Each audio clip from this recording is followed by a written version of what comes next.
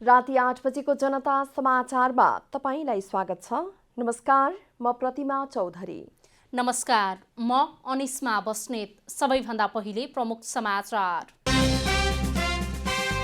कर्णाली प्रदेश विवाद समाधानका लागि नेकपा अध्यक्ष द्वयको सक्रियता। छलफलका लागि दुवै पक्षलाई बालुवाटार बोलाइयो। काठमाडौँ उपत्यकामा कोरोना संक्रमितको संख्या दिनहुँ बढ्दै आज मात्र 2129 जनामा संक्रमण। सरकारी स्वामित्वकै उद्योगहरूद्वारा जनस्वास्थ्यमाथि खेलवाड। डीडीसीमै भेटियो करिब 2 लाख किलो म्याद नागेको मक्खन। WHO महामारी विरुद्ध सामूहिक प्रतिरक्षाको अवधारणा खारेज। खोप नबनेसम्म भाइरस फैलन दिनुपर्छ भन्ने मान्यता गलत भएको ठहर। र नोभेम्बरमा मैत्रीपूर्ण खेल खेलाउन विभिन्न राष्ट्रको प्रस्ताव। अभ्यास अनुमतिका लागि एन्फाको कसरत।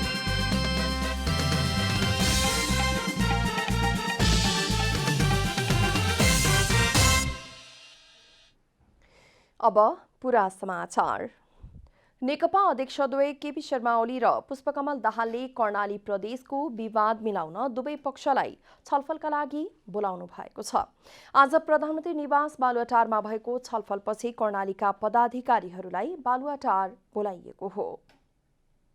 कर्णाली प्रदेशमा देखिएको विवाद समाधानबारे छलफल गर्न प्रधानमन्त्री एवं नेकपा अध्यक्ष केपी शर्मा ओली र अर्का अध्यक्ष पुष्पकमल दाहाल बीच मंगलबार प्रधानमन्त्री निवास बालुवाटारमा करिब 2 घण्टा लामो छलफल भएको छ।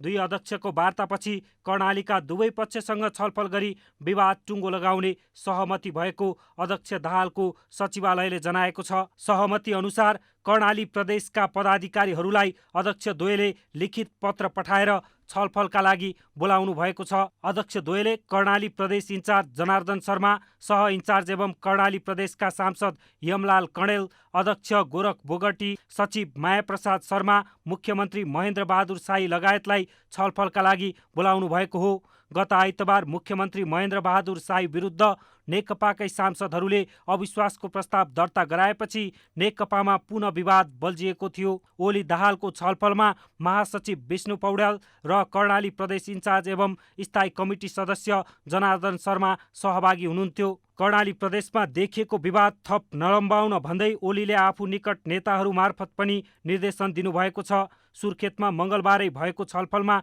वरिष्ठ नेता माधव कुमार नेपाल पक्षले मन्त्री परिषदको पुनर्गठनमा सहमति गरेर अविश्वासको प्रस्तावबाट पछाडि हटिसकेको छ। उक्त सहमतिपछि मुख्यमन्त्री शाहीले नेपाल समूहका सांसद कुर्मराज शाहीलाई सचेतकमा नियुक्त गर्नुभएको छ। कर्णालीका मुख्यमन्त्री शाही विरुद्ध नेकपाकै 18 सांसदले अविश्वासको प्रस्ताव ल्याएपछि नेकपा विवाद उत्कर्षमा पुगेको थियो। क्यामेरा ब्युरोका साथ अभिषेक सापकोटा, काठमाडौँ। नेकपाको संसदीय दलको बैठक स्थगित भएको छ।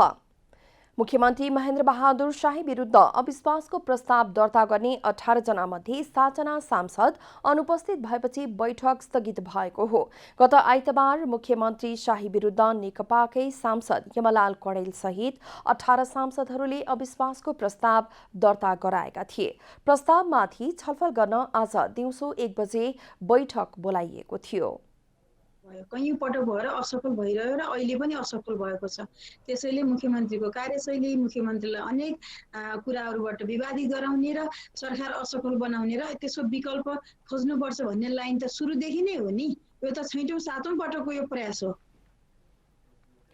मुख्यमन्त्रीका विषयमा छलफल गर्न नेकपाका अध्यक्षद्वय केपी शर्मा ओली र पुष्पकमल दाहालले दुवै पक्षलाई बालुवाटार बोलाउनु भएको छ। नेपालमा थप 3556 जनामा कोरोना भाइरस संक्रमण देखिएको छ। स्वास्थ्य तथा जनसङ्ख्या मन्त्रालयका अनुसार 15577 पीसीआर परीक्षणमा 3556 जनामा संक्रमण देखिएको हो। आज काठमाडौँमा 1746, भक्तपुरमा 167 र ललितपुरमा 216 गरी उपत्यकाभित्र 2129 जनामा संक्रमण देखिएको मन्त्रालयका प्रवक्ता डाक्टर जागेश्वर गौतमले बताउनुभयो। यो सँगै नेपालमा कोरोना संक्रमितको कुल संख्या 1,15,358 पुगेको छ। आज देशभरि सक्रिय संक्रमितको संख्या 35,915 छ।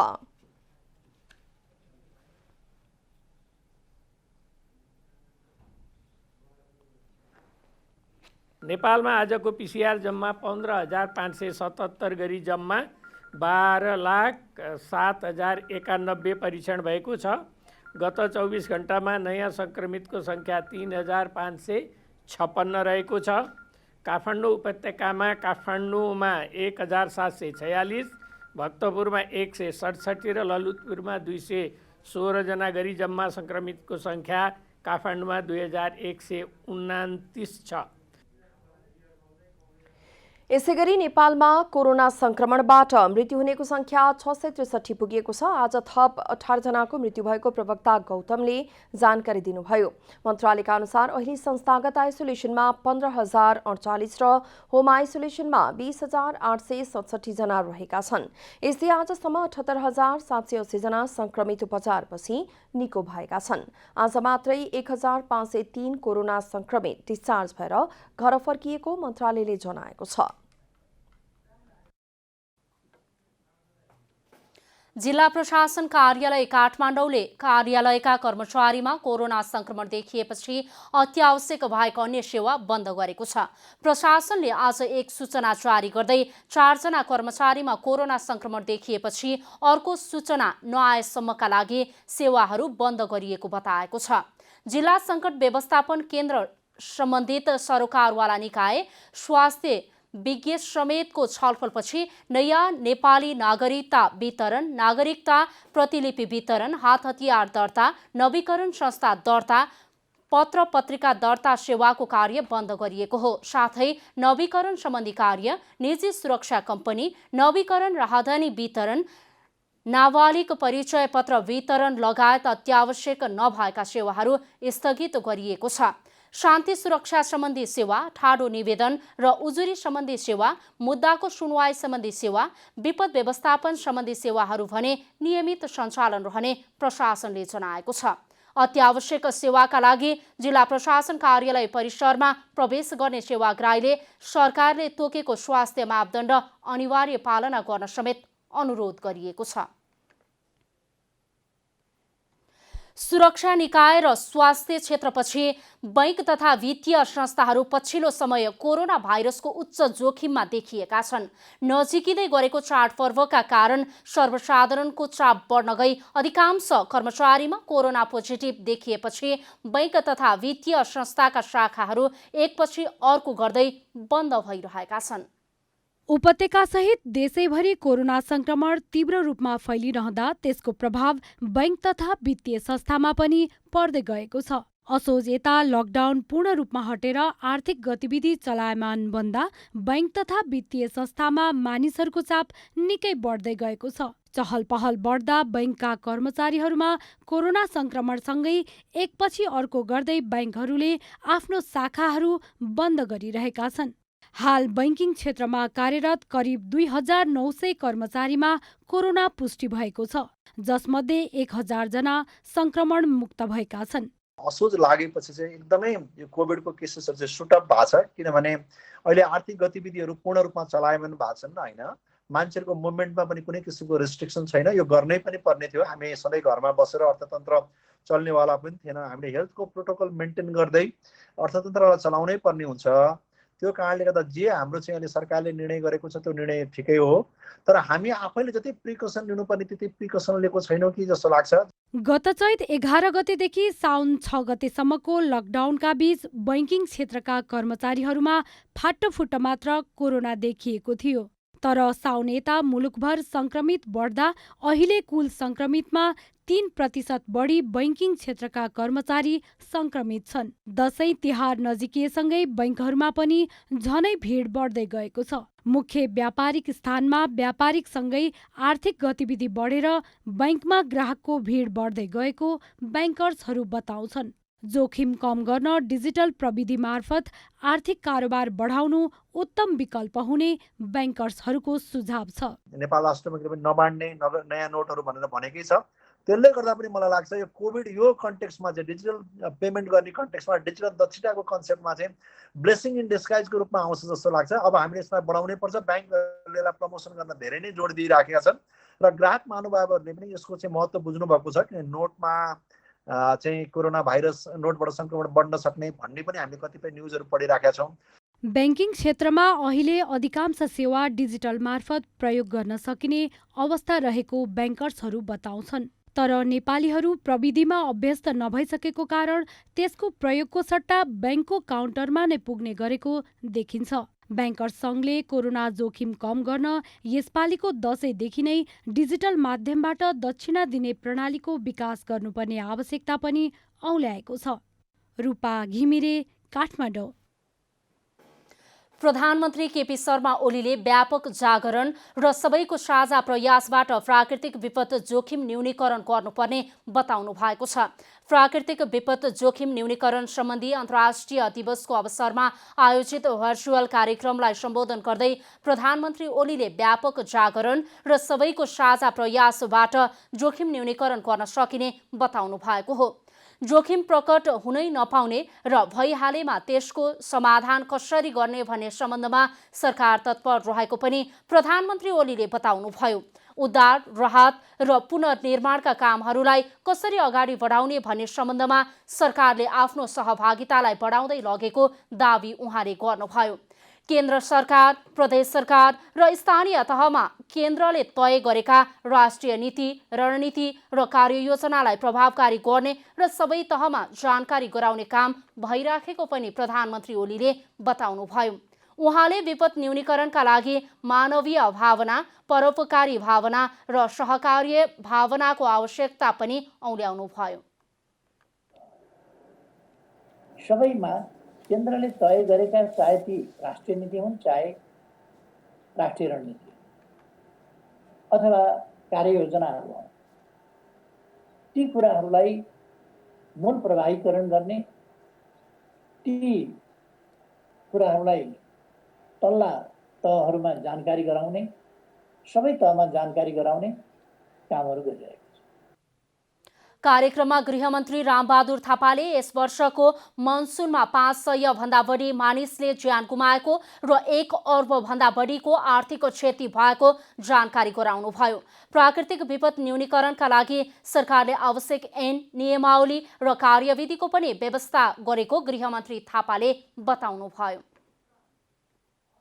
भूमि व्यवस्था, सहकारी तथा गरिबी निवारण मन्त्री पद्मा अर्यालले जग्गा सम्बन्धी कारोबारमा हुने गरेको आर्थिक चलखेल रोक्न किता काठ खुलाउने निर्णय गरिएको बताउनु भएको छ। भूउपयोग ऐन 2076 समयमै कार्यान्वयन गर्न नसक्दा समस्या देखिएको पनि मन्त्री अर्यालले बताउनुभयो। प्रत्यायोजित व्यवस्थापन तथा सहकारी आश्वासन समितिको छलफलमा भूमिमन्त्री पद्मा अर्यालले ऐन कार्यान्वयनमा नआउँदा जग्गा कारोबारमा आर्थिक चलखेल हुने क्रम बढेकाले त्यसलाई रोक्न किताकाठ खुल्ला गरिएको स्पष्ट पार्नुभयो।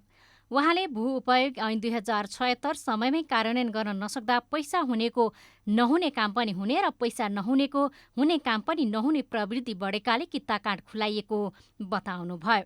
सुशासन विरोधी गतिविधि यसबाट धेरै यति धेरै भयो कि पैसा हुँदा नहुने काम पनि हुने, पैसा नहुँदा हुने काम पनि नहुने जुन खालको कुरा हो। हामीले अनेकन सङ्घर्ष गऱ्यौँ सुशासन कायम गर्नको निम्ति, प्रविधिको प्रयोग पनि गऱ्यौँ, तर पनि केही चिज आइसकेपछि यसित जोडिएको चिजलाई त जब हामीले ल्याइसकेका छौँ भने प्रबन्ध गरेर जाउँ भन्ने ढङ्गले हामीलाई हतारो किन गरेको भन्दा हतारो भनेको त्यही तलको चलखेलै देखेर डराएर हतारो गरेको। जनता र राष्ट्रका लागि काम गर्दा आफ्नो पनि केही निजी स्वार्थ हुने उल्लेख गर्दै उहाँले किताकाठ खुल्ला गरेपछि भइरहेको आलोचनाहरूको प्रष्टीकरण दिन जरुरी नरहेको बताउनुभयो। अहिले ऐन कार्यान्वयनको चरणमा आइसकेको बताउँदै मन्त्री अर्यालले 533 स्थानीय तहमा भू उपयोग नक्सा हस्तान्तरण भइसकेको जानकारी दिनुभयो। हामी कार्यान्वयनको चरणमा छौँ, मजाले कानुनको कार्यान्वयनको चरणमा छौँ। माननीय सभापतिज्यूले यो स्थानीय तहमा भूउपयोग नक्सा डाटा हस्तान्तरण गर्ने कुरा के गर्यो भन्ने प्रश्न गर्नुभएको छ। हामीले आजका मितिसम्म 533वटा स्थानीय तहमा भूउपयोग नक्सा जारी गरेका छौँ। छलफलपछि संसदीय समितिले भू उपयोग ऐन 2076 कार्यान्वयन नहुँदासम्म किताकाठ खुल्ला गर्ने सम्बन्धी कुनै पनि निर्णय कार्यान्वयन नगराउन निर्देशन दिएको छ। समितिले तत्काल नियमावली बनाएर ऐन कार्यान्वयन गर्दासम्म किताकाठ सम्बन्धी कुनै पनि निर्णय कार्यान्वयन नगर्न भूमि व्यवस्था, सहकारी तथा गरिबी निवारण मन्त्रालयलाई निर्देशन दिएको हो। यो कानुन होइन, भू उपयोग सम्बन्धी ऐन 2076 बमोजिम बनाउनु पर्ने नियमावली नबनाइकन गरिने अन्य निर्देशन मापदण्ड इत्यादि यसुकै कार्यान्वयन हुन सक्दैन। तसर्थ यो बैठकले नियमावली तुरुन्तै बनाएर यो भू उपयोग ऐन 2077लाई चाहिँ अविलम्ब कार्यान्वयन गरोस्। नियमावली नबनाई कित्ताकाण्ड गर्न सकिने निर्णय सरकारले गरेपछि समितिले मन्त्री अर्याललाई बोलाएर छलफल गरेको हो। गत भदौ 18 गते मन्त्रीस्तरीय निर्णयले कृषि भूमि कित्ताकाण्ड गर्न रोक्का गर्ने निर्णय बदर गरेको थियो। सरकारको कित्ताकाण्ड खुल्ला गर्ने निर्णय विरुद्ध सर्वोच्चमा परेको रिट मुद्दा अहिले पनि विचाराधीन अवस्थामा रहेको छ। सत्तारूढ नेपाल कम्युनिस्ट पार्टी नेकपा र प्रमुख प्रतिपक्षी दल नेपाली कांग्रेस बीच संवैधानिक आयोगका रिक्त पदाधिकारी र सदस्यको नियुक्तिमा भागभण्डा मिले पनि बैठक बस्न सकेको छैन। लामो समयदेखि आयोगमा भागभण्डा नमिल्दा रोकिएको नियुक्ति प्रक्रिया कोरोना संक्रमण बढेपछि अझै पछाडि धकेलिने भएको हो। सत्तारूढ नेपाल कम्युनिस्ट पार्टी नेकपा र प्रमुख प्रतिपक्षी दल नेपाली कांग्रेसबीच संवैधानिक आयोगका रिक्त पदाधिकारी र सदस्यको नियुक्तिलाई अघि बढाउने सहमति भए पनि कोरोना संक्रमण बढेका कारण बैठक बस्न सकिरहेको छैन। प्रधानमन्त्री केपी शर्मा ओलीले संवैधानिक आयोगहरूको गठन र त्यसलाई पूर्णता दिन उदासीनता देखाएको कांग्रेसले आरोप लगाइरहेको थियो। संवैधानिक निकायहरूमा आफू खुसी आफ्ना मान्छे राख्न खोजेको भन्दै कांग्रेस सभापति शेरबहादुर देउवाले बैठक नै बहिष्कार गर्दै आउनु भएको थियो। प्रधानमन्त्री ओली र देउवाबीच भएको छलफलमा आयोगका केही सदस्य पाउने भएपछि देउवा पनि राजी हुनु भएको थियो। तर बालुवाटार प्रधानमन्त्रीका सचिवालयका केही सदस्य तथा देउवा निवासका केही व्यक्तिलाई कोरोना संक्रमण देखिएपछि बैठक बस्न सकिरहेको छैन। कांग्रेसले संवैधानिक आयोगमा रिक्त 39वटा पदमा 4 आयोगको प्रमुख सहित करिब 15 पद पाउने भएको छ। तर उक्त पदमा बार्गेनिङ नगरेको कांग्रेसको दाबी छ। नेपाली कांग्रेस पार्टीलाई यो दिनु पर्यो भन्ने हिसाबले हामी कुनै निवेदन चढाइरहेका छैनौँ। दोस्रो कुरो, संवैधानिक परिषदको जे व्यवस्था गरिएको छ त्यो व्यवस्थाको मर्म के हो भन्दाखेरि भने राज्यका कतिपय महत्त्वपूर्ण अङ्गहरू हुन्छन् जुन अङ्गहरूमा नेतृत्व चयन गरिँदै गर्दाखेरि सबैको साझा स्वामित्वबोध हुन सकोस्, वृहत्त अपनत्वका साथ जान सकियोस् भनेर गरिएको चाहिँ व्यवस्था हो। अन्यथा त त्यो संवैधानिक परिषद नबनाएर क्याबिनेटले सबै निर्णय गर्दा भइहाल्थ्यो। नेकपा नेताहरूले भने प्रक्रिया र समय नमिलेर भन्दा पनि संवैधानिक आयोगमा हुने सिफारिसमा कांग्रेसले हिस्सा मागेको बताएका छन्। सरकारले प्रतिपक्षको सहयोग लिन कोसिस नगर्ने, प्रतिपक्षले सरकारलाई चाहिँ रचनात्मक सहयोग गर्ने, त्यस्तो खालको चाहिँ कुराले गर्दाखेरि यो परिणाम निस्केको हो भन्ने मलाई लाग्छ।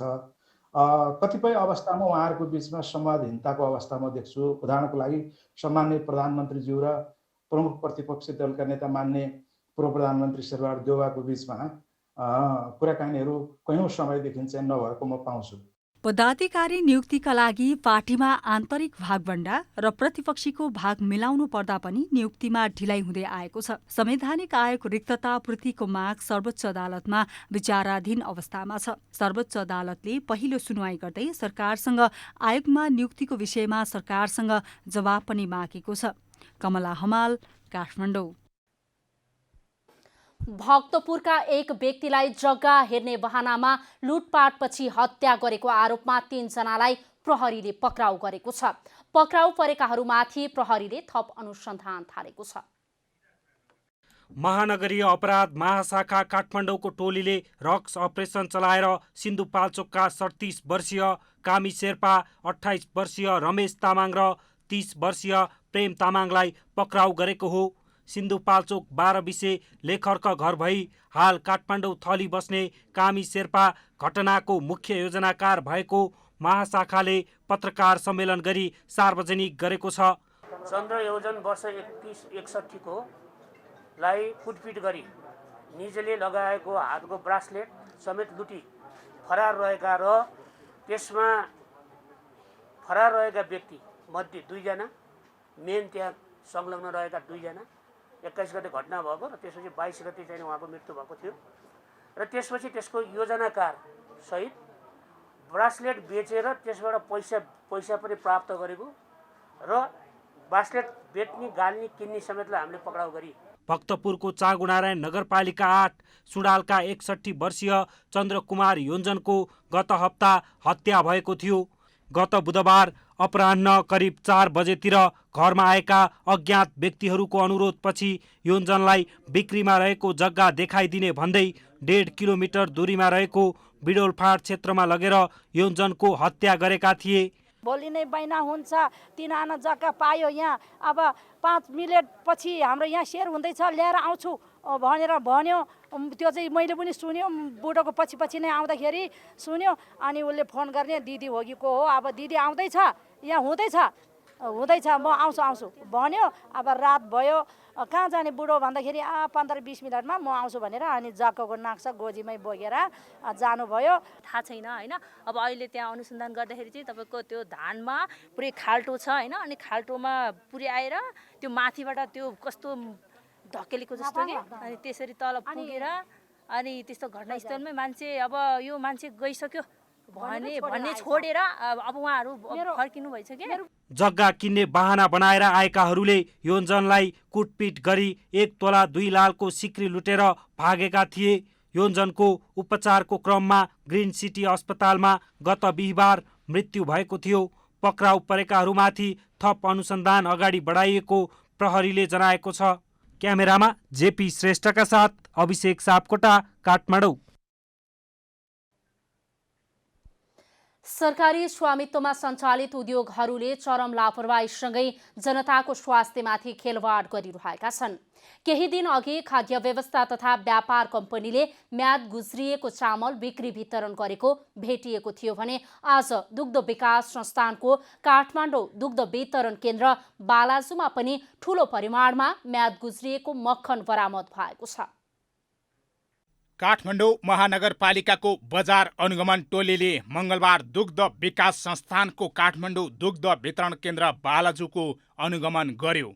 टोलीले अनुगमनका क्रममा शीत भण्डारमा राखिएको 1,94,975 केजी म्याद गुज्रिएको मक्खन फेला पार्यो। त्यस्तै केन्द्रको भौतिक संरचनाहरू जीर्ण भएको, खिया लागेको र सरसफाइमा ध्यान नदिएको भेटियो।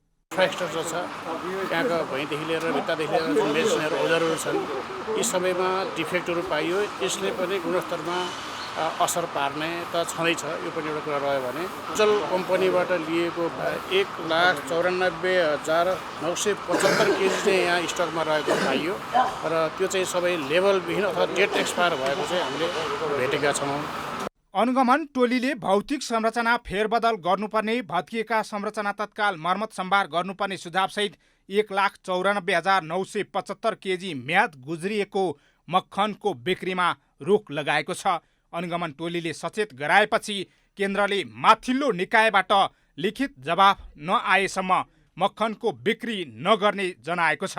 यस्तो छ कि बेस्ट बिफोर र एक्सपायरी डेट भनेको चाहिँ फरक कुरा हुन् होइन। बेस्ट बिफोर भने चाहिँ 8 मन्थ्स उहाँ सुजलहरूले लेख्नु भएको रहेछ, सुजल डेरीले 8 मन्थ्स भनेर लेख्नु भएको छ। वास्तवमा बटरको सेल्फ लाइफ चाहिँ त्योभन्दा पनि बढी हुन्छ। अब उहाँले लेख्नु भएको छ, के कारणले गर्दा लेख्नुभयो उहाँहरूले नै जानु। -20 डिग्री सेन्टिग्रेडमा 8 मन्थ्सभन्दा बढी नै हुन्छ होइन। र अर्को कुरा भनेको यिनीहरू सबै जुन खाद्य वस्तुहरू छन् नि, यिनीहरू लेखे तापनि हाम्रो चाहिँ यो हामीले अहिले प्रयोग चाहिँ गरेका छैनौँ। कोभिड-19 का कारण संस्थानमा कमी कमजोरी भएको स्वीकार गर्दै केन्द्रका निमित्त प्रमुख जोशीले आगामी दिनमा सुधार गरेर अगाडि बढ्ने प्रतिबद्धता जनाउनु भएको छ। केही दिन अघि खाद्य व्यवस्था तथा व्यापार कम्पनी लिमिटेडले म्याद गुज्रिएको चामल बिक्री वितरण गरेको र अहिले संस्थानसहित सरकारी निकायले गरेको लापरवाहीले उपभोक्तामा भने त्रास बढाएको छ। क्यामेरामा शैलेन्द्र गोविन्द अमात्यका साथ आनन्द गुरुङ, काठमाडौँ। अब आर्थिक समाचार।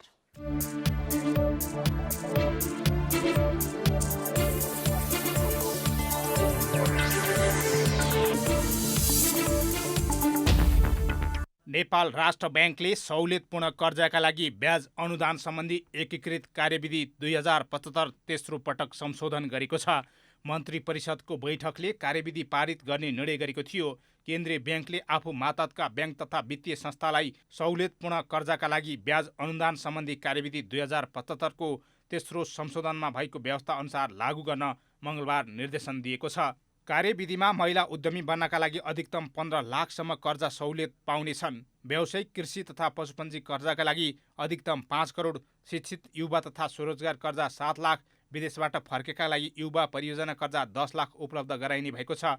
यस्तै दलित समुदाय व्यवसाय विकास कर्जा 10 लाख, उच्च प्रविधि तथा व्यावसायिक कर्जा 5 लाख, भूकम्प पीडितहरूको निजी आवास निर्माण कर्जा 3 लाख, कपडा उद्योग सञ्चालनका लागि 5 करोड र प्राविधिक शिक्षा तथा व्यवसाय तालिम परिषदबाट मान्यता प्राप्त संस्थाबाट लिइने तालिमका लागि 2 लाखसम्म र युवा वर्ग स्वरोजगारका लागि 5 लाख रुपियाँसम्म कर्जा ब्याङ्कबाट लिन सकिनेछ। नेपाल उद्योग वाणिज्य महासङ्घले म्याद गुज्रिएको सामान बजारमा नपठाउन आफ्ना सदस्य उद्योगी व्यवसायीलाई आग्रह गरेको छ। पछिल्लो समय बजारमा म्याद गुज्रिएको सामान फेला पर्न थालेपछि महासङ्घले विज्ञप्ति जारी गरी कानुन सम्मत कारोबार गर्न आग्रह गरेको हो। कोभिडका कारण कठिन घडीमा पनि कतिपय स्थानमा कम गुणस्तरीय सामान बिक्री वितरण भएको, उपभोग्य मिति गुज्रेका सामानको बिक्री वितरण, म्याज गुज्रेका वस्तुमा पुनः उपभोग्य मिति राखी बजारमा पठाइएको, निश्चित तौल नपुगेको सामान बजारमा बिक्री गरेको लगायतका प्रचलित कानुन विपरीतका कार्यहरू भएको भन्ने गुनासा आएको भन्दै महासङ्घले आफ्नो ध्यानाकर्षण भएको जनाएको छ। कहिल्यै र कहीँ कतैबाट जनताको स्वास्थ्यसँग प्रत्यक्ष जोडिएका विषयमा लापरवाही नगर्न महासङ्घले सबैलाई आग्रह गरेको छ। जनताको प्रत्यक्ष स्वास्थ्यसँग खेलबाड हुने र प्रचलित कानुन विपरीत कार्य गर्ने छुट नहुने महासङ्घको विज्ञप्तिमा उल्लेख छ।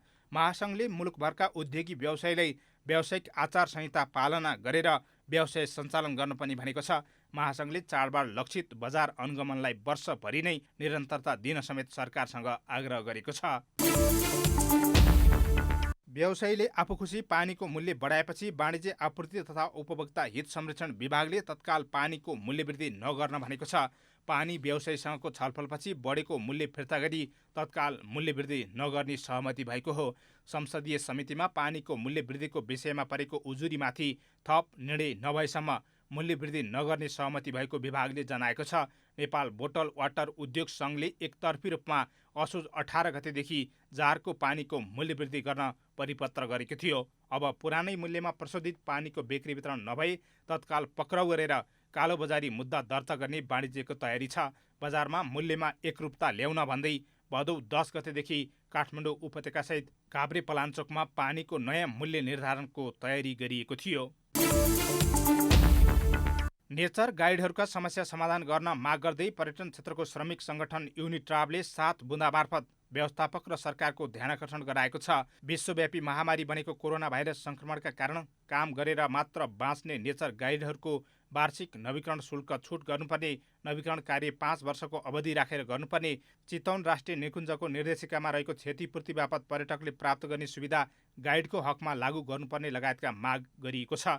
यस्तै कोरोना प्रभावले नेचर गाइड पेसा पलायन हुनबाट जोगाउन रोजगारी सिर्जना गर्नुपर्ने, आवश्यक तालिम उपलब्ध गराउनुपर्ने, चितवन राष्ट्रिय निकुञ्ज र पर्सा राष्ट्रिय निकुञ्जलाई जोडेर विश्वको नमुना जङ्गल पैदल यात्रा कम्तीमा 10 दिने गर्नुपर्ने, नेचर गाइडलाई सरल बिमा एवं सामाजिक सुरक्षामा पञ्जीकरण गरी समावेश गर्नुपर्ने लगायतका माग पूरा गर्न पनि ध्यानाकर्षण गराइएको छ।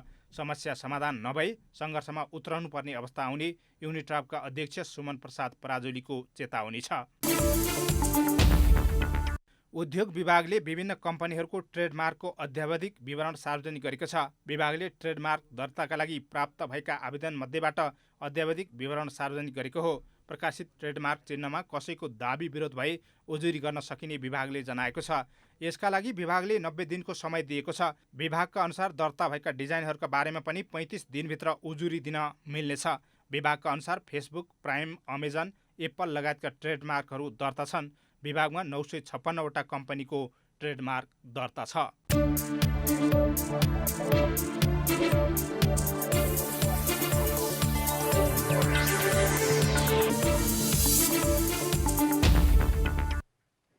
अब खेलकुद समाचार। खेलकुद समाचारको साथमा Manaslu World College, Chaba Hill to Chepati, a home for future leaders.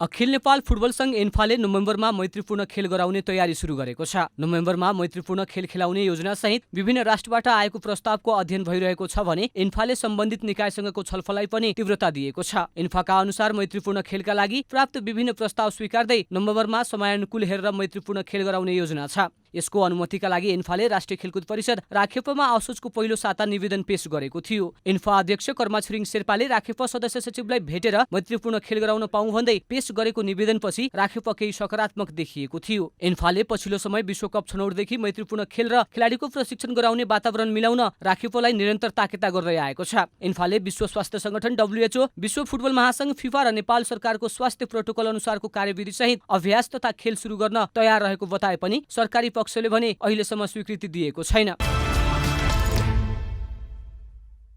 UEFA nations league फुटबलमा आज राति जर्मनी र स्विजरल्यान्ड खेल्दैछन्। समूह चरणको चौथो खेलमा जर्मनी र स्विजरल्यान्ड खेल्न लागेका हुन्। घरेलु मैदानमा जर्मनी नेसन्स लिगमा दोस्रो जित निकाल्ने लक्ष्यसहित मैदान उत्रिनेछ। जर्मनीले अघिल्ला 3 खेलमा 1 जित र 2 बराबरी खेलेको थियो। लिग 1 को चौथो चरणमा रहेको जर्मनी 5 अङ्क जोडेर तालिकाको दोस्रो स्थानमा रहेको छ। यता स्विजरल्यान्ड नेसन्स लिगमा पहिलो जितको खोजीमा हुनेछ। समूह तालिकाको अन्तिममा रहेको स्विजरल्यान्डले अहिलेसम्म 1 अङ्क मात्र हात पारेको छ। स्विजरल्यान्डले जर्मनीसँग लिगको पहिलो खेलमा 1-1 गोलको बराबरी खेलेको थियो। जर्मनीमा हुने दुई टोली बीचको खेल नेपाली समय अनुसार राति 12:30 बजे सुरु हुनेछ। यसैबीच आजको अर्को खेलमा स्पेन र युक्रेन तथा मोन्टेनेग्रो र लक्जमबर्ग खेल्नेछन्। युएईमा जारी 13औं संस्करणको Indian premier league IPL T20 क्रिकेटमा सनराइजर्स हैदराबाद र साबिक उपविजेता चेन्नई सुपर किङ्स बीच प्रतिस्पर्धा भइरहेको छ। दुबईमा हैदराबाद र चेन्नई आफ्नो 8औं खेलका लागि मैदान उत्रिएका छन्। दुबई अन्तर्राष्ट्रिय क्रिकेट स्टेडियममा डेभिड वार्नरको कप्तानीमा रहेको हैदराबाद चौथो जितको खोजीमा हुनेछ। हैदराबाद 7 खेलमा 6 अङ्क जोडेर 5औं स्थानमा रहेको छ। यता महेन्द्र सिंह धोनीको कप्तानीमा रहेको चेन्नई तेस्रो जित निकाल्ने लक्ष्यमा हुनेछ। चेन्नई 7 खेलमा 4 अङ्क जोडेर पुछारबाट दोस्रो स्थानमा रहेको छ। यसै सिजनको पहिलो भेटमा चेन्नईलाई हैदराबाद 7 रनले पराजित गरेको थियो।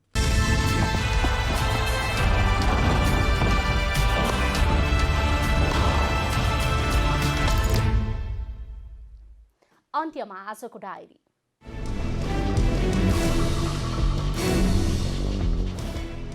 नेकपा अध्यक्षद्वय केपी शर्मा ओली र पुष्पकमल दाहालले कर्णाली प्रदेशको विवाद मिलाउन दुवै पक्षलाई छलफलका लागि बोलाउनु भएको छ। विवाद समाधानबारे मंगलबार प्रधानमन्त्री निवास बालुवाटारमा करिब 2 घण्टा भएको वार्तापछि कर्णालीका दुवै पक्षसँग छलफल गरी विवाद टुङ्गो लगाउने सहमति भएको जनाइएको छ।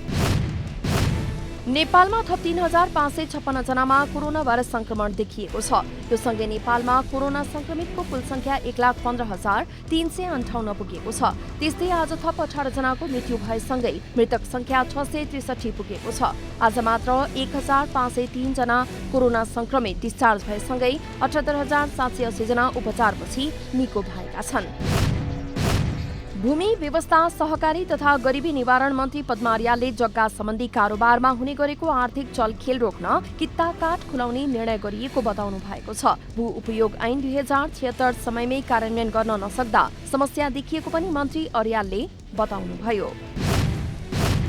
विश्व स्वास्थ्य संगठन WHO ले महामारी विरुद्ध सामूहिक प्रतिरक्षा अर्थात् हर्ड इम्युनिटीको अवधारणाको खारेज गरेको छ। समुदायको ठूलो हिस्सा खोप मार्फत वा रोग विस्तारित रूपमा फैलिएपछि संक्रामक रोग विरुद्ध प्रतिरोधात्मक क्षमता युक्त बन्ने अवधारणा गलत भएको टेड्रोसको भनाइ छ।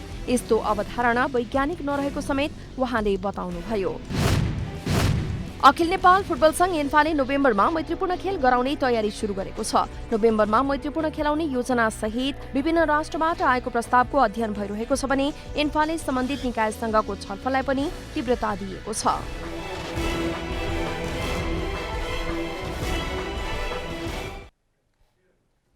जनता समाचार अहिलेलाई यति नै। जनताद्वारा जनताका लागि प्रसारित जनता टेलिभिजनका कार्यक्रमहरू युट्युब, ट्विटर, फेसबुक र हाम्रो वेबसाइट जनतासमाचार.com मा पनि पढ्न र हेर्न सक्नुहुनेछ। सूचनामा तपाईको सहभागिता, समयमा समाचार हाम्रो प्रतिबद्धता। कोरोना भाइरसको संक्रमणबाट बच्न नियमित रूपमा साबुन पानीले मिची हात धौँ, भिडभाडबाट टाढै रहौं। नमस्कार।